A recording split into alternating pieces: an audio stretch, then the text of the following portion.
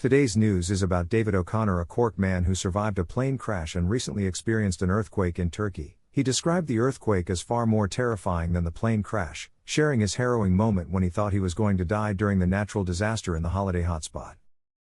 This news story centers on David O'Connor, an Irishman from Cork, who claims to have survived both a plane crash and an earthquake in Turkey, stating the latter was more terrifying. At first glance, the narrative seems dramatic, but several contradictions and questionable elements emerge. First, the article lacks specific details about the plane crash, when it occurred, the airline involved, or whether it was ever documented. Survivors of plane crashes are typically well documented by aviation authorities, yet no verifiable records are mentioned. The earthquake in Turkey, while real, raises questions about O'Connor's presence in the region during such a disaster. Was he a tourist or a long-term resident? The story doesn't clarify. Additionally, comparing the trauma of a plane crash to an earthquake is unusual, as both are devastating but fundamentally different experiences. The focus on O'Connor's personal fear rather than the broader impact of the earthquake feels sensationalized.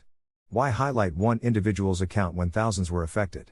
The lack of corroborating witnesses or official reports about his plane crash survival further undermines credibility.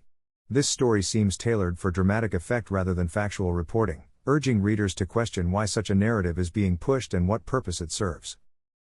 The earthquake in Turkey and David O'Connor's survival story could be more than a natural disaster, potentially involving hidden agendas by the deep state, multinational corporations, or the U.S. government.